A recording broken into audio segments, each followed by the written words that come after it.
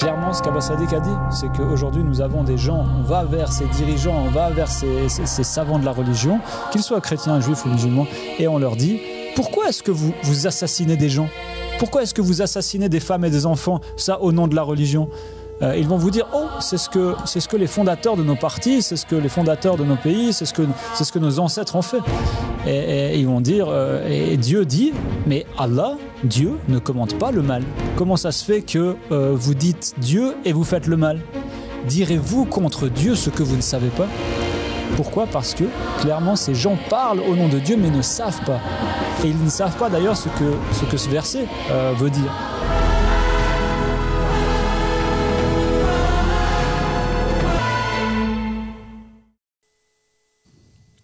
Quand les justes sont en autorité, le peuple se réjouit. Quand un méchant domine, le peuple gémit.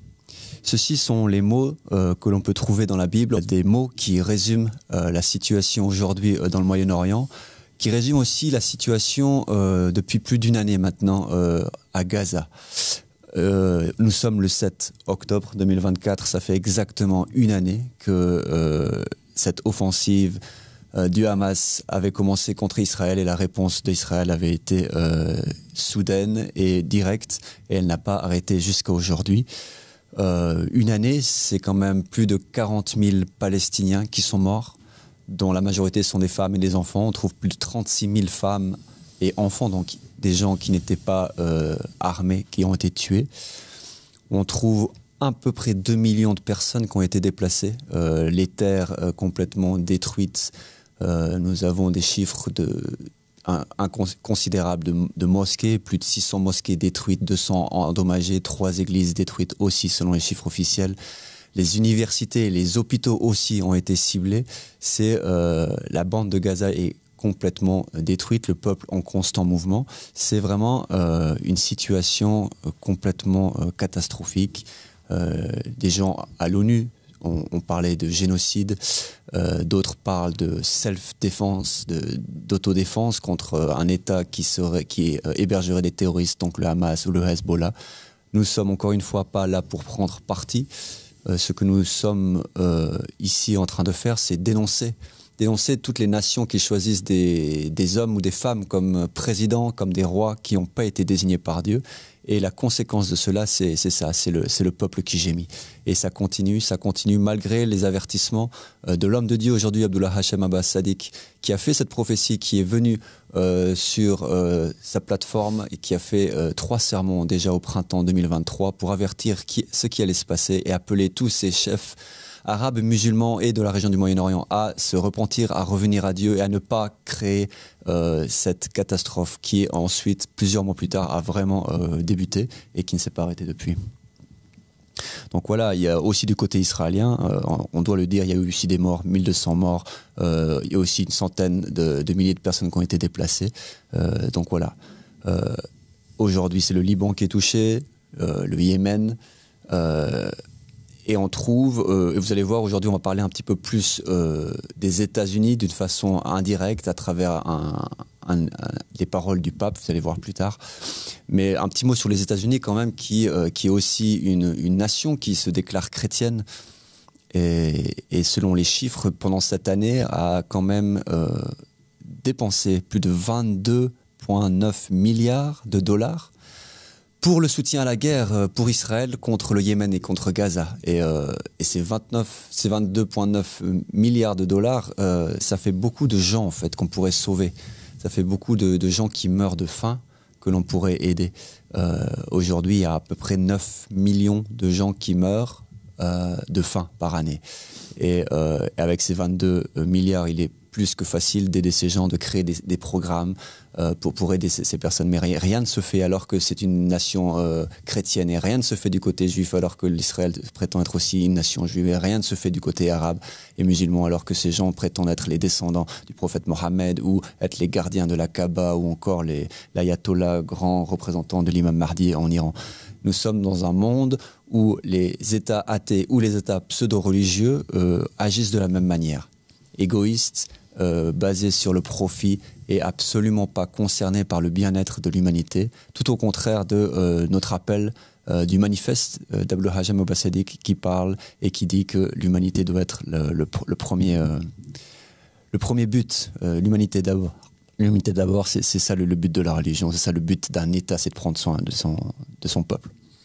Je ne sais pas, Guillaume, si tu veux aussi rebondir. Bien sûr. Bon, c'est clair qu'on a des milliards qui sont investis. En même temps, on a quand même Joe Biden. Donc, je vais vous donner juste un peu les dernières news qu'on a pu découvrir aujourd'hui et hier. Sur ce qui se passe là-bas, on a quand même Joe Biden qui, d'un côté, les États-Unis qui donnent cet argent, d'un autre côté, un Joe Biden qui appelle à la fin de la guerre et à la fin de ces atrocités, de ces souffrances civiles. Alors que aujourd'hui, on est en train de commémorer, comme tu l'as dit, c'est une année en fait du fameux 7 octobre. Donc nous sommes le 7 octobre, ça fait une année que cette guerre a commencé. On a des manifestations partout, ça s'arrête pas, ça a que fait s'amplifier depuis. Là, on était parti que sur un pays. Aujourd'hui, c'est plusieurs pays qui sont, on va dire même tout un subcontinent qui est investi dans ces guerres, allant jusqu'en Iran. Donc on a et même l'Europe en fait est investie. On va le voir. Donc qu'est-ce qui s'est passé par exemple hier? On a quand même en Israël 500 000 personnes qui sont réunies dans la capitale pour dénoncer en fait leur gouvernement, pour protester contre leur gouvernement. Donc ce sont le peuple israélien qui proteste pour la fin de la guerre, contre ces assassinats en fait qui n'arrêtent pas d'un côté et de l'autre. Il y a des manifestations au Maroc contre le pouvoir marocain. Pourquoi? Parce que le pouvoir marocain soutient Israël. On a le Hezbollah qui a bombardé Haïfa hier en Israël. On a des missiles au Yémen qui viennent du Yémen, qui sont interceptés par Israël. Israël qui est, selon certains médias, qui a bombardé des écoles à Gaza, ce qui a fait que la France, en fait, s'en est mêlée. Et on avait vu ça la dernière fois et que Netanyahou n'a pas aimé cette réponse. Et il faut savoir quand même les derniers mots d'Emmanuel Macron au sujet de cette guerre, c'est que le peuple libanais, il a cité, il a dit le peuple libanais ne peut pas à son tour être sacrifié et le Liban ne peut pas devenir un nouveau Gaza. Donc on a comme une distanciation maintenant avec ces agents politiques de l'Ouest qui viennent, alors qu'ils ont toujours soutenu Israël, ils viennent un peu avoir des paroles un peu contradictoires avec ce qu'ils ont dit auparavant. Toujours est-il qu'aujourd'hui, la situation ne s'améliore pas, elle fait que de se détériorer. On voit que le monde entier, en fait, commence à rentrer dans une confusion totale avec des manifestations de part et d'autre. Et ça fait que augmenter, en fait. Cette confusion mondiale ne fait qu'augmenter parce que, comme tu l'as dit, les gens ne savent pas où donner de la tête, ni à droite, ni à gauche. Ils ne trouvent aucun soutien pour leurs problèmes. Aucun gouvernement qui veut vraiment arrêter ça. Et pourquoi? Car ces gens ne sont pas de Dieu et qu'ils ont des agendas qui ne sont pas divins. Voilà. Donc là, ça, c'est des nations. Après, on a un homme dont on aimerait parler un peu plus aujourd'hui, c'est le pape François. Okay, donc lui qui est quand même allé à la tête d'un État. C'est un État souverain qui s'appelle le Vatican. Un État un peu spécial parce qu'il n'y a pas de naissance au Vatican. Il n'y a que des gens qui pratiquent la religion catholique. C'est un homme qui représente officiellement pour plus de 2 milliards de personnes il prétend être le vice-gérant de Jésus sur terre, le vicaire de Christ sur terre. Selon son statut, il a le pouvoir temporel et éternel, donc il a le pouvoir sur les âmes de tous les catholiques et il a aussi le droit dans ce monde d'agir au nom des catholiques, au nom de Jésus en fait. C'est vraiment son titre auquel il fait appel. Il dit, comme tous les autres papes, qu'il a été élu par le Saint-Esprit. Du coup, il revendique quand même un statut de divine autorité, représenter quelque chose de divin, qui est Jésus ou Dieu lui-même. On va vous représenter cette vidéo qu'on vous a passée il y a quelques épisodes, parce qu'aujourd'hui, hier plutôt, Abbas Sadiq Abdullah Hachem a réagi en fait sur ces mots du pape. Il a donné son propre avis sur la position du pape sur ce qui se passe aujourd'hui aux États-Unis et aux élections. Donc, découvrirons d'abord cette petite vidéo du pape François sur les élections américaines. On vous retrouve juste après. En général, on dit que ne pas voter, ce n'est pas bien. Ce n'est pas bien. Il faut voter et choisir le moindre mal. Qui est le moindre mal? Cette dame ou ce monsieur? Je ne sais pas. Chacun pense et agit selon sa conscience. Donc voilà, Guillaume, c'est le vicaire du Christ qui invite le peuple catholique, donc environ 2 milliards de personnes, à voter. Après, spécifiquement, il s'adresse là aux catholiques chrétiens d'Amérique, parce qu'il parle des élections américaines, et il dit ces phrases et ces mots qui sont extrêmement choquants pour toute personne qui est un véritable croyant. Il l'invite en fait au vote. Ça, c'est la première chose qui me choque personnellement. Il y a d'autres choses qui choquent dans ce passage, mais en fait, c'est pour vous rappeler, vous, chrétiens, musulmans ou juifs, ou même hindous ou bouddhistes, il n'existe aucun prophète qui est venu sur la terre, aucun messager envoyé de Dieu qui a invité à un système démocratique ou à un système aussi communiste ou aristocratique. Tous ces hommes qui représentent Dieu, en fait, ont toujours invité à un système où la personne la plus sage qui représente Dieu sur terre, c'est elle qui naturellement doit organiser la société, prendre soin des gens, parce que c'est la personne qui est le plus à même de ça, qui manifeste le plus d'attributs divins, donc qui est la personne qui sera la mieux à même de guider, diriger, représenter le peuple. Et quand on trouve aujourd'hui au XXIe siècle un personnage qui, soi-disant, représente Jésus-Christ et qui l'invite au vote, et même qui dit que c'est pas bien de pas voter, il faut voter. Et après, il y a la deuxième chose, peut-être que je vais te laisser là-dessus, Guillaume, qui est d'autant plus choquant, c'est qu'il dit qu'il faut choisir entre le moindre mal, ou entre le moins maléfique des deux choix. Non, mais c'est absolument déplorable, en fait, de voir, ça paraît, rien que cette vidéo, rien que de la voir, de voir cette personne parler comme ça paraît maléfique en soi. Donc un homme divin qui vient, comme tu l'as dit, et demander aux gens qu'ils doivent voter. C'est pas qu'il leur dit vous pourriez aller vous exprimer. Il dit non, il faut voter. Et en gros, il leur dit vous avez 2 personnes qui sont les 2 mauvaises. Qui sont ces personnes? On sait que dans le mois prochain, en fait, aux États-Unis, qui est quand même la plus grande puissance mondiale et qui se revendique être une nation chrétienne, on a 2 personnes qui se présentent aux élections et qui eux aussi prétendent être chrétiens. Et là, juste pour l'ensemble, l'image de base, on a le pape qui est le chef de la plus grande congrégation chrétienne au monde, qui est en train de dire que deux personnes qui sont probablement les chefs, un ou l'autre, de la plus grande nation chrétienne du monde, sont des personnes malveillantes, maléfiques, mauvaises. Donc déjà là, il y a un grave problème dans le christianisme. Ça, c'est la première chose que j'ai à dire.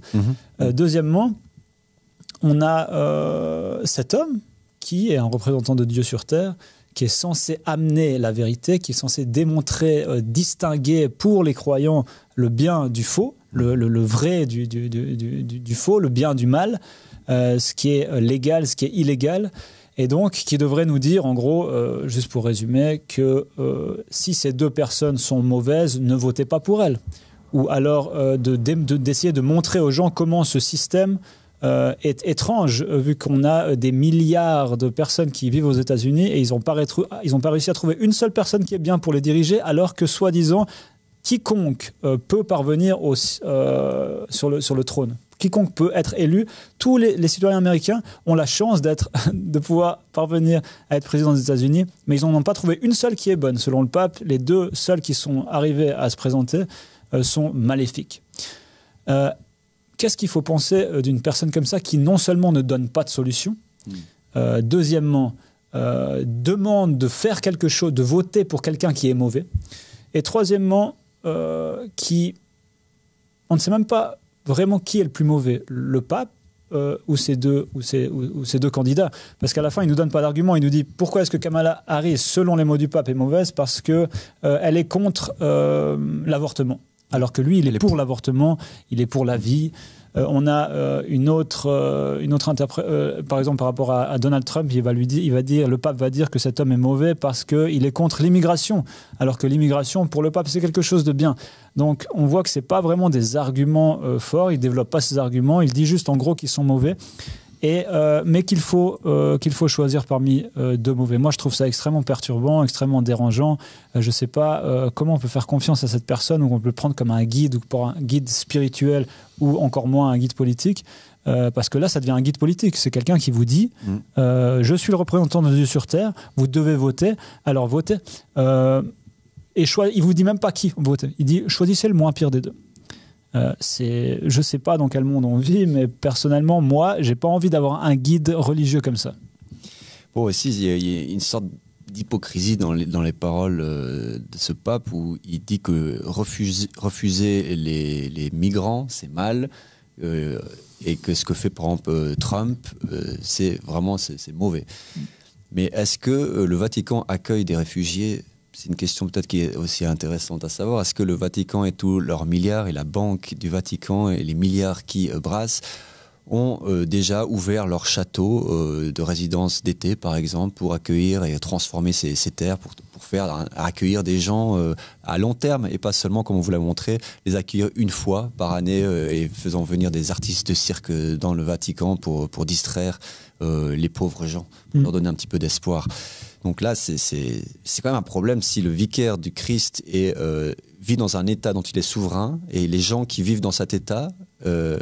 déjà, il n'y a pas de famille, il n'y a pas de naissance, il n'y a pas d'avenir, il n'y a pas d'exemple, en fait. Ouais.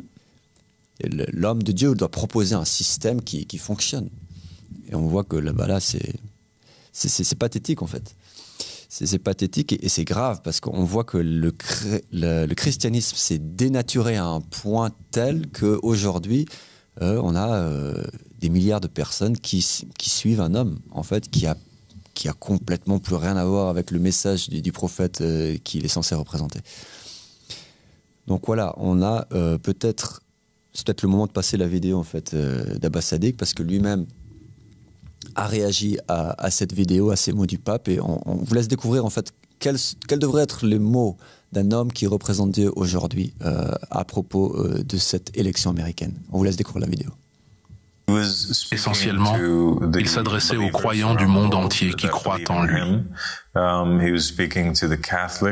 Il parlait surtout aux catholiques qui vivent aux États-Unis.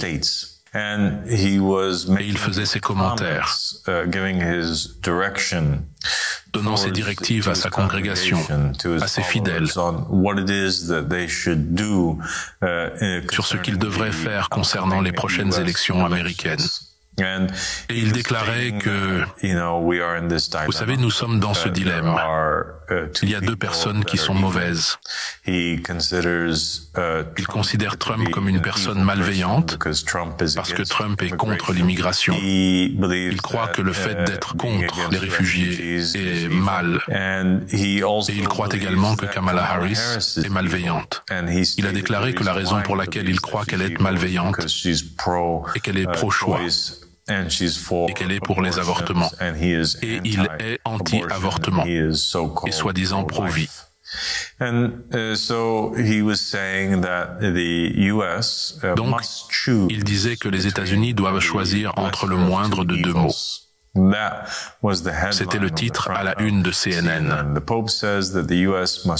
pape dit que les États-Unis doivent choisir entre le moindre de deux mots. Cela m'a fait penser à une narration de Ahlul Bayt alayhimu salam, in which one of the companions to one of the imams asks him, dans laquelle l'un des compagnons d'un des imams lui demande la signification du verset du Saint-Coran, où il est dit « Bismillahirrahmanirrahim » et ceux qui commettent le mal, s'ils font le mal, disent « c'est ce que nous avons trouvé nos ancêtres faisant, et c'est ce que Dieu nous a ordonné de faire. » Dis, en vérité, Allah ne commande pas le mal. Vous dites d'Allah ce que vous ne savez pas. C'est ce que dit le verset.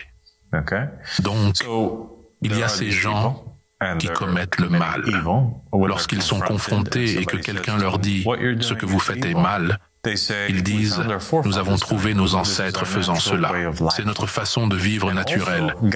Et aussi, Dieu nous a commandé de le faire. Donc en réalité, le mal qu'ils commettent, ils pensent que cela vient de Dieu.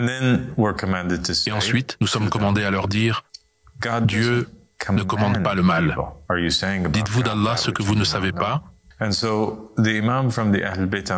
Alors l'imam a répondu et a dit « Avez-vous déjà vu or heard anyone ou entendu quelqu'un dans quelque religion que ce soit claim that proclamer que Dieu commande le mal? Avez-vous déjà entendu quelqu'un dire qu'Allah commande par exemple le meurtre, ou qu'il commande la fornication ou l'adultère? Non. Mais plutôt, la vraie signification de ce verset est que les imams de la déviation, les faux imams, les faux leaders religieux qui prétendent être des vice-gérants d'Allah, subhanahu wa ta'ala, et les faux dirigeants qui règnent sur les gens, les faux rois qui proclament une autorité d'Allah sans avoir été nommés par Allah, subhanahu wa ta'ala. Ce sont ceux auxquels ce verset se réfère. Donc maintenant, nous voyons que cela a une toute autre signification. Ce dont il est question, ce sont les adeptes du judaïsme, du christianisme, de l'islam sunnite et de l'islam chiite, qui s'accrochent à une figure d'autorité ou à un roi, un dirigeant qui n'est pas quelqu'un qui a été divinement nommé par Allah, subhanahu wa ta'ala. Lorsqu'ils sont confrontés et qu'on leur dit que c'est mal, vous ne devez vous accrocher à personne d'autre qu'à ceux qui ont été divinement nommés par Dieu. La réponse est, eh bien, c'est la voie de nos ancêtres. Dieu nous avait commandé de choisir, comme lorsque Sistani émet une fatwa et dit que tout le monde devrait élire, ou que Khamenei émet une fatwa et dit que tout le monde devrait voter lors des élections pour le parti qui est un parti chiite, ou lorsque les gens se tournent vers le pape et que le pape leur commande littéralement le mal. Il dit, choisissez le moindre entre les deux mots.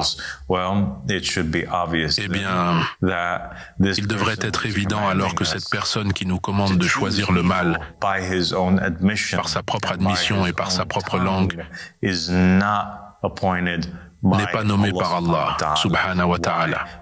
Pourquoi? Parce qu'Allah ne nous commanderait jamais de faire le mal, mais plutôt les imams de la déviation, tels que le pape François, nous commandent de faire le mal.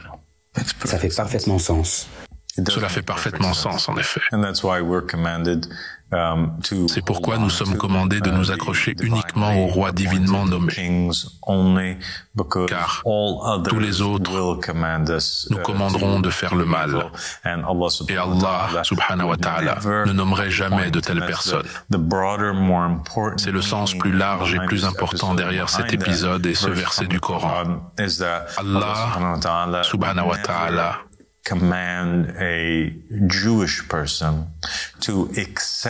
ne commanderait jamais à un juif d'accepter quelqu'un qui n'a pas été nommé par lui, quelqu'un qui n'est pas infaillible, tel qu'un prophète, un messager, ou un roi divinement nommé comme David ou Salomon, ou un juge divinement nommé par Dieu, pourrait commander à son peuple de faire le mal, car il n'est pas renforcé par l'Esprit Saint.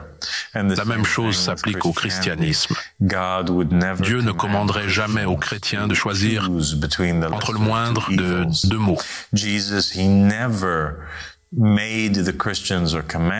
Jésus n'a jamais commandé aux chrétiens d'accepter un tyran, ou de s'engager dans des élections romaines, ou de choisir entre le moins pire entre deux malveillants. Au contraire, Jésus a commandé à sa congrégation de suivre Simon-Pierre, qui était la manifestation de Dieu sur terre après lui, qui portait les clés des cieux et de la terre. La même chose s'applique à l'islam. Allah, subhanahu wa ta'ala, ne nous commanderait jamais de suivre des gens comme Abu Bakr et Omar, et les Bani Umayya et les Bani Abbas, qui ont conduit les musulmans à un grand mal. Mais plutôt, il ne commanderait qu'à suivre le prophète Muhammad, sallallahu alayhi wa al, et les héritiers légitimes, les imams d'Al-Bayt, qui sont infaillibles et renforcés par Allah, subhanahu wa ta'ala. Une vidéo qui est assez claire, je pense, qui est extrêmement extrêmement évidente. Abbas Sadiq, alayhi salam, donc le Qaïm de Mohammed, cet homme dont on vous parle tout le temps, dont on passe peut-être pas assez souvent des vidéos et des extraits. Là, vu que la vidéo qu'il a sortie aujourd'hui, ce matin ou hier soir, elle était courte, on a profité de la passer. En tout cas, vous pouvez voir que il vient, c'est comme une réponse aux chrétiens en fait, tout en amenant comme d'habitude des éléments de la tradition islamique pour parler en fait à ces deux grandes nations, aux juifs, aux chrétiens, aux musulmans.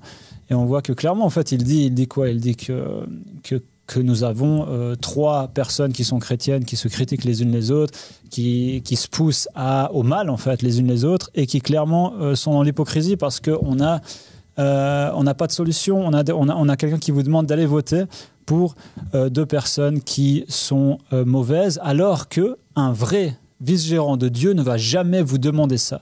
Et il appuie cela par le Coran, par les narrations de Ahl al-Bayt, c'est-à-dire la famille du prophète Mohammed, qui clairement élucide en fait ce problème, qui montre que ces gens-là, les vrais vice-gérants de Dieu, que ce soit Jésus, que ce soit Mohammed, que ce soit Moïse, que ce soit les successeurs de Jésus, ils vous ont jamais et ils vous demanderont jamais de choisir entre le pire de deux personnes maléfiques. Jamais. Et au contraire, ils vont toujours ne pas participer à ce genre de choses, et ils vont toujours réclamer la suprématie de Dieu, tout comme Jésus l'a fait dans de si nombreuses occasions en fait, qui sont, même s'ils ont essayé de les cacher, si l'Empire romain a essayé de cacher en fait cet appel à la suprématie de Dieu, au fait de ne pas répondre à l'appel des Romains, de ne pas répondre à la soumission des Juifs, quand même on a de nombreux, ils n'ont pas pu cacher le fait que Jésus il appelait la suprématie de Dieu, au fait qu'à chaque fois qu'on lui demandait en fait de se soumettre, il répondait par des sortes de pièges en fait. Il voulait piéger Jésus, mais c'est Jésus qui les piégeait, comme dans l'histoire dont on avait parlé, on lui demande s'il faut payer l'impôt en gros à Rome. Et on voit bien que Jésus n'est pas d'accord avec la soumission à Rome, qui a une soumission véritable qui ne peut être qu'à Dieu.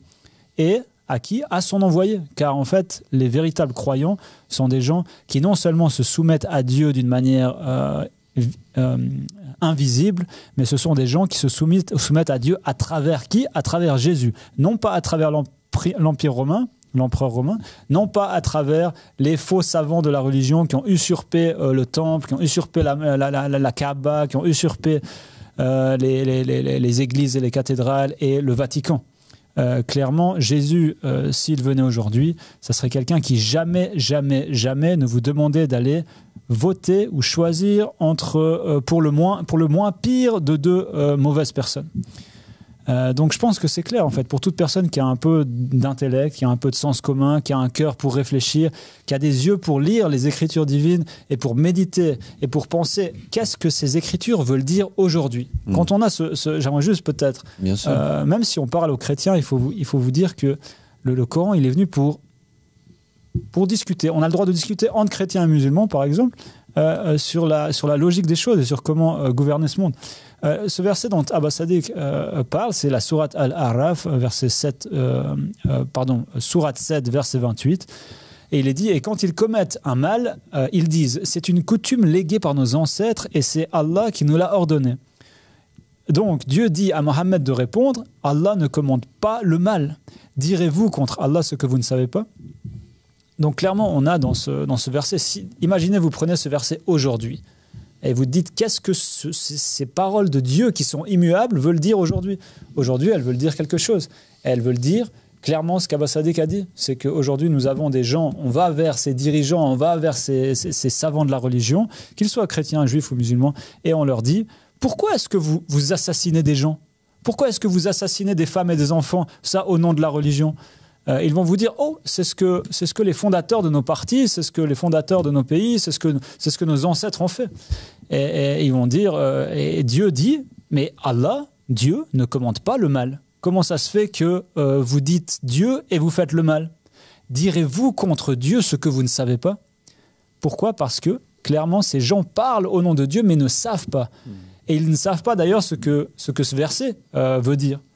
On a des imams qui sont dans le monde et qui utilisent ce verset, par exemple, ils ne savent pas ce que ça veut dire. Pourquoi ? Parce qu'ils ne vont pas chercher chez Ahl al-Bayt, chez la famille du prophète Mohammed, la signification de ce verset. Et Abbas Sadiq explique en gros que la signification de ce verset, ça veut dire que le mal et ceux qui ordonnent le mal, ce sont les imams de l'égarement. Ces gens qui se prennent pour des vice-gérants de Dieu sur terre, comme le pape François ou d'autres représentants de la religion, quelque religion que ce soit, et qui, en fait, font le mal au nom de Dieu, en disant, en gros, des choses qu'ils ne savent pas. Et c'est ça que ce verset, en fait, veut dire.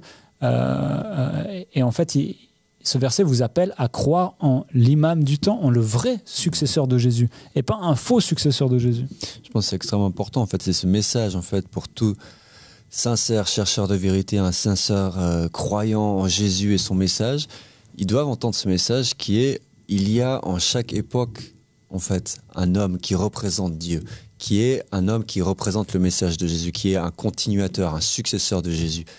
Et les gens ont oublié ça, en fait. Et comme ils n'ont pas d'hommes, de prophètes, de messagers qui parlent comme Jésus parlait, alors ils décident de faire référence à un homme qui est mort il y a 2000 ans, ou qui a disparu il y a 2000 ans.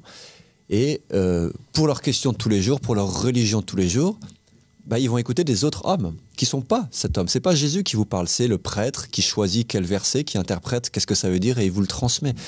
C'est un cardinal, c'est un cheikh chez les musulmans, c'est un rabbin pour les juifs. Ces gens-là, en fait, il faut se mettre toujours à la place à l'époque de Jésus pour comprendre les choses. Parce que autrement, on ne peut pas comprendre. Imaginez maintenant, vous êtes un juif, vous êtes une personne qui habitait la Judée, Jérusalem, et vous suivez les lois de la religion juive. Le dernier grand prophète qui vraiment que tout le monde respecte, c'est Moïse. Du coup, on respecte les lois de Moïse et on attend juste chacun fait du mieux qu'il peut pour respecter ses lois. À un moment arrive un homme qui s'appelle Jésus de Nazareth, mais vous ne savez pas qui s'appelle Jésus, vous savez pas qui c'est Jésus de Nazareth. Et il dit, en gros, je suis le Messie. Vous voyez ce qu'il dit Isaïe? C'est moi cette personne qui vient vous libérer de la captivité. C'est moi l'homme qui vient vous sauver. Et on a bien vu ce qui s'est passé. Des gens, un très très petit groupe a accepté cet homme et ont cru qu'il était bien cet homme prophétisé dans les textes et ils ont décidé d'arrêter de croire et de suivre les savants de la religion. Ils ont arrêté de suivre la majorité des gens. Ils ont arrêté de suivre même l'Empire romain qui les menaçait de mort s'ils suivaient quelqu'un d'autre et s'ils leur désobéissaient. Ces gens-là ont choisi Dieu au-dessus de leur propre vie, au-dessus de leur propre famille, au-dessus de toute autre chose, en fait. Mais il faut savoir qu'ils ne connaissaient pas Jésus. Ils ne savaient pas qu'est-ce qu'il allait se passer. Ils ne savaient pas que cette histoire qu'aujourd'hui les chrétiens racontent, qu'il allait se faire crucifier, qu'il allait être pardonné pour l'éternité. Ils ont juste suivi cet homme. Ils ont fait confiance qui correspondait aux prophéties et ils ont entendu son message. Et il disait que seul Dieu pouvait gouverner. Il avait cette connaissance divine que personne ne pouvait défier. Et il disait qu'il était cet homme que les autres prophètes avaient prophétisé. Il faisait référence à ce testament. Et cette histoire du testament, on est obligé d'en parler encore et encore parce que c'est la seule façon que aujourd'hui, si vous acceptez notre message, vous devez avoir cette question: comment on fait pour trouver aujourd'hui l'homme alors qui est le successeur de Jésus, qui est dans la même ligne, qui représente aujourd'hui, parce que nous, on vous dit, il y a un homme en chaque temps qui est vivant et qui représente la religion vivante. Et vous ne pouvez pas connaître Dieu ou connaître la religion de Dieu si vous constamment vous référez à des livres que vous ne pouvez pas interpréter parce que vous n'avez pas la connaissance divine, ni les savants soi-disant religieux qui n'ont pas la connaissance religieuse. Du coup, il faut se rappeler de ce thème, cette pièce du puzzle que la religion a oubliée mais qui est toujours existence, cette pierre angulaire, cette pierre d'achoppement qui est le manifeste, qui est le testament, pardon. Le manifeste, c'est un autre... testament est dans le manifeste. Exactement. D'ailleurs. Mais en fait, le testament, c'est quelque chose qui existe depuis l'âge d'Adam et qui a été transmis, en fait. Adam, à la veille de sa mort, a transmis aux gens, à ses descendants, ils lui ont dit: la prochaine personne que vous devez suivre pour rester sous la protection et la guidance de Dieu, il faut suivre Seth. Et Seth, à son tour, quand il allait mourir, il a dit la même chose. Il a donné un successeur. C'est ça le grand thème du testament. Il donne un successeur. Et comme lui est inspiré par Dieu, il était désigné par Dieu. Ce qu'il dit et ce qu'il nomme pour successeur, il est forcément un successeur aussi désigné par Dieu. Et la vérité, c'est qu'il y a cette ligne qui ne s'est jamais arrêtée depuis Adam et qui a duré jusqu'à Jésus. Et Jésus a fait référence à ça. Parce qu'il a fait référence non seulement à Isaïe qui l'a prophétisé et à Jean le Baptiste qui l'a publiquement nommé et donc qui lui a donné cette autorité en fait sur les personnes qui croyaient et qui voulaient croire en Dieu et suivre cette religion éternelle. Jésus a fait pareil, on vous a parlé plein de fois, il a nommé Pierre, il n'a pas nommé Paul, il n'a pas nommé Simon le magicien, il n'a pas nommé l'empereur romain, il n'a pas nommé Hérode, Agrippa, il a nommé Pierre. Du coup, à ce moment-là, si vous étiez chrétien, vous croyez au message de Jésus, Jésus disparaît, vous ne pouvez pas maintenant arrêter de suivre un homme vivant et commencer à faire votre propre religion, vos propres interprétations de ce qu'il veut dire Jésus. Il faut suivre cet homme qui est vivant et qui a cette religion vivante. Et depuis Pierre, ça a continué en fait. On vous a nommé l'une des personnes qui était entre Pierre et Mohammed, l'un des épisodes passés, c'était Arius, en 300 après Jésus-Christ, qui représentait en fait la religion de Jésus, mais qui a été exilé, excommunié par les premiers gens qui ont fondé ensuite l'Église catholique romaine. Vous nous suivez? Du coup, ce pape qui est là aujourd'hui représente cet empire romain qui a exilé et excommunié le vrai vice-gérant de Jésus. Vous comprenez ce qui se passe? Et c'est pour ça qu'il parle ainsi. C'est pour ça qu'il parle en support et en soutenant ces États qui sont, en gros, on pourrait dire aujourd'hui, et c'est l'interprétation aussi d'Abba Sadiq Abdullah Hachem, les États-Unis sont aujourd'hui l'empire romain ressuscité. En fait, ils représentent cette puissance romaine. Et c'est vrai qu'il y a beaucoup en fait, de parallèles et de connaissances secrètes qui relient ces deux empires. Ouais. Donc voilà, nous, on vous invite à investiguer ce thème du testament et reconnaître en fait que aujourd'hui, Abdullah Hachem Abba Sadiq, il est ce vrai pape, en fait. Il est ce successeur véritable de Jésus. Il est cette personne qui parle de Jésus et qui ravive, en fait, son enseignement et qui vous appelle à quoi? De nouveau, la même chose que Jésus, il appelait. Il appelle à la suprématie de Dieu, à un État, à une organisation humaine qui vit selon les commandements de Dieu, qui est dirigée par un homme qui est désigné par Dieu et qui a été nommé par le prophète précédent. Donc voilà, c'est un petit résumé en fait de l'essence en fait de la religion que vous allez trouver dans toutes les religions. C'est essentiel et il faut savoir que ces gens-là, bon, comme tu l'as dit, ils sont nommés, ils sont désignés par le testament et ils viennent, comme on l'avait aussi dit, avec des principes en fait. Comme Abba Sadiq l'explique dans cette vidéo, cet homme, s'il était de Dieu, ses principes ne seraient pas ceux qu'ils sont. Jamais un homme de Dieu n'appelle au mal, quel qu'il soit. Donc on a Pierre également, Pierre qui est cet homme que vous devriez chercher et que le pape proclame, prétend être le successeur de Pierre. Et Pierre, il s'est exprimé extrêmement clairement en parlant de cette suprématie de Dieu ou de ne pas se soumettre aux autorités néfastes ou maléfiques. Dans les actes, par exemple, des apôtres, qui sont... je ne sais pas si tu veux lire un ou deux passages, parce que c'est vraiment parlant, et ça contredit totalement ce qu'on entend ou ce qu'on croit aujourd'hui. Ça contredit aussi surtout Paul, qui a toujours dit qu'il faut se soumettre à toutes les autorités, et ce que aujourd'hui le pape représente aussi. Il représente cette religion chrétienne qui a été fondée en fait par Paul, qui s'opposait à cette religion chrétienne, qui était la véritable religion chrétienne, qui était représentée par Pierre. Donc Pierre, dans les actes, quand même, il dit... non, c'est pas lui qui dit, mais c'est les Actes 5.29 dit: Pierre et les apôtres répondirent, il faut obéir à Dieu plutôt qu'aux hommes. Ok, un exemple. Un peu plus loin, il dit aussi jugez s'il est juste devant Dieu d'obéir plutôt qu'à... excusez-moi. Donc là, juste pour vous donner un contexte, parce que je me suis un peu embrouillé, c'est Pierre et Jean qui sont arrêtés par les savants religieux, en fait, et les autorités juives à leur époque, après que Jésus ait disparu. Et le verset dit: Pierre et Jean leur répondirent, donc ils répondirent aux autorités, jugez s'il est juste devant Dieu de vous obéir plutôt qu'à Dieu. Et donc Pierre est très très clair. En fait, il défie ces autorités. Il dit: est-ce que vous pensez, vous qui représentez Dieu en plus, vous pensez que c'est mieux de vous obéir à vous, qui nous arrêtez, ou alors c'est mieux d'obéir à Dieu, qui pour nous qui est Jésus, qui est le message de Jésus, et qui nous a jamais dit de vous obéir. Du coup, c'est très très clair. Et c'est pas des phrases que vous allez trouver dans la bouche du pape aujourd'hui, malheureusement. Et il y a d'autres, il y a des exemples infinis en fait dans la Torah, dans le Coran. C'est toujours le même thème, et c'est aussi l'une des façons de relier les religions en fait. C'est cette suprématie de Dieu que vous allez trouver dans toutes les religions véritables. Si la religion est véritable, vous verrez que son leader va appeler à cette suprématie de Dieu et pas à l'obéissance à des tyrans, au mal. Intéressant aussi ce qu'il dit Abba Sadiq dans sa vidéo. Il a dit: vous ne trouverez jamais prophète Mohammed demander aux gens après lui de suivre Abu Bakr, Omar ou Othman. Vous trouverez aucunement ces versets. Par contre, il a dit: suivez Ali, suivez cette personne que moi-même j'ai désignée parce que Dieu m'a demandé de le désigner et il est ce gardien en fait de la religion. Et si vous le suivez, vous suivrez la religion, vous suivrez Dieu. Donc voilà, et on voit quand même que c'est, pour parler d'islam, cet islam qu'on connaît aujourd'hui, cet islam qui est violent, qui a été répandu par l'épée, c'est cet islam d'Abou Bakr, de Omar et Othman, et qui n'a rien à voir avec l'islam des Ahlul Bayt, cet islam de l'imam Ali et ensuite des 12 imams, dont aussi nous réclamons pas les descendants, mais dans le sens de la religion. Nous suivons leur religion. Et Abbas Sadiq, aujourd'hui, est l'un de ses successeurs de ces 12 imams. Tout à fait. Donc on a vu dans le Coran des exemples qui démontrent cette affaire. On a vu, par exemple, dans les actes, des choses qui démontrent cette affaire. Nous avons aussi, dans les textes juifs, c'est-à-dire dans la Torah, par exemple dans Daniel, un texte qui est intéressant, que je vais peut-être lire. C'est un petit passage qui démontre exactement ce dont nous parlons et qui contredit totalement ce fait d'accepter le mal, en fait.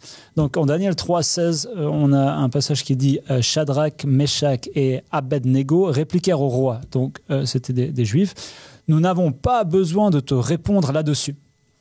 Si cela doit être, notre Dieu que nous servons peut nous délivrer de la fournaise ardente et il nous délivrera de ta main, ô roi. Sinon, sache, ô roi, donc s'ils ne sont pas délivrés, que nous ne servirons jamais tes dieux et que nous n'adorerons pas la statue d'or que tu as élevée. » Donc, ce sont des Juifs qui sont en captivité et qui sont forcés en fait d'adorer un faux dieu, des fausses statues, et qui clairement refusent cela, qui clairement refusent d'obéir aux ordres d'un roi quand il s'agit de faire le bien. Et en fait, aujourd'hui, pourquoi je parle de ça? Parce qu'on sait qu'à la fin des temps, par exemple, le prophète Mohammed a dit les idoles de la fin des temps, ça ne sera pas des idoles, ce ne sera pas des statues. Ça sera des hommes qui parleront au nom de Jésus, qui parleront au nom du prophète Mohammed, etc., et qui se feront passer pour des savants. Ok? On a aujourd'hui des gens qui parlent au nom de Jésus, par exemple, et qui prétendent au droit à gouverner des empires, que ce soit chrétiens, musulmans dans ce monde. Et clairement, un homme de Dieu ne va jamais vous demander d'obéir à ces gens, qui sont en vérité les idoles des temps modernes. Donc, clairement, la Bible aujourd'hui, la même chose, elle vous dit en Daniel qu'il n'y a pas de compromis. Il n'y a pas de compromis à faire lorsqu'on est un croyant. Il n'y a pas de compromis à faire. Ça veut dire si on a l'imam du temps avec nous, si on a le vice-gérant de Jésus avec nous, on n'a pas besoin d'écouter quelqu'un qui vous dit choisissez une des deux idoles, en gros. Non, ne choisissez aucune idole, n'obéissez à aucune idole, car vous n'avez rien à faire avec ces gens. Vous êtes, comme Jésus l'a dit, d'un autre monde. Vous n'obéissez qu'à Jésus. Qui est le Jésus aujourd'hui? Il n'est ni aucun de ces gouverneurs d'aucun de ces pays du monde, chrétiens, musulmans ou juifs, ou bouddhistes ou zoroastriens. Il est la personne qui est ce David rejeté, en fait, qui va établir un état de justice divine, mais qui est pour l'instant inconnu et qu'aucun des savants des temps modernes voudrait voir les gouverner, en fait, parce qu'ils lui font pas confiance. Les gens aujourd'hui, ils préfèrent quoi? Ils préfèrent avoir des gens qui les tyrannisent. Ils préfèrent avoir des gens qui sont durs sur eux, plutôt qu'un homme de Dieu qui était comme David à l'époque, en fait. Un homme avec un cœur pur que seul Dieu peut discerner. Je pense qu'il y a aussi beaucoup de peur. Il y a sûrement des gens qui ne sont pas d'accord forcément avec leur gouvernement, qui n'ont pas de solution, parce qu'ils n'ont jamais entendu une autre solution, et ils ont oublié en fait cette solution de la religion, à cause aussi que la religion a été considérablement corrompue et déformée. Mais aujourd'hui, c'est aussi ça la bonne nouvelle. On vous dit que la religion n'est pas morte. Un homme aujourd'hui se lève et appelle tous les croyants véritables en Dieu, de quelque religion qu'ils soient, toutes les personnes qui sont prêtes à obéir à Dieu et à le servir, à créer cet état, cette nation de gens en fait qui veulent vivre dans la paix et dans la justice et arrêter de se soumettre aux autorités maléfiques. Et la bonne nouvelle aussi, c'est que cette histoire que tu as nommée dans Daniel, ça me faisait aussi penser à l'histoire des 7 dormeurs de Éphèse. Et c'est aussi pour répondre, pour en fait rassurer les gens qui croient en Dieu mais qui ont encore cette peur et que leur foi n'est pas complète. Dieu protège ces gens. Jésus est un berger dont il protège ses brebis. Et l'histoire des 7 dormeurs que j'aime beaucoup, c'est ces gens se sont opposés à l'Empire romain. C'était eux-mêmes des Romains qui étaient convertis au christianisme et ils ont affirmé leur foi et Dieu les a protégés en leur proposant d'aller se réfugier dans cette caverne. Et ensuite, ils ont été protégés. Vous connaissez peut-être l'histoire. Ils se sont endormis et ils se sont réveillés 300 ans plus tard, sauf erreur, et ils sont réveillés dans un état de l'Empire romain qui était devenu chrétien où ils ont pu être à ce moment-là sains et saufs. Et cela arrive de façon métaphorique et littérale pour toute personne qui ouvertement donne sa vie à Dieu et choisit Dieu comme leur leader, comme leur gouverneur et président. Donc voilà, c'est notre message, c'est le message d'Abbas Sadiq Abdullah Hachem et de son manifeste. N'oubliez pas de le télécharger gratuitement sur notre site internet. Pour aujourd'hui, ce sera tout. On vous retrouve demain. On vous souhaite une très bonne soirée.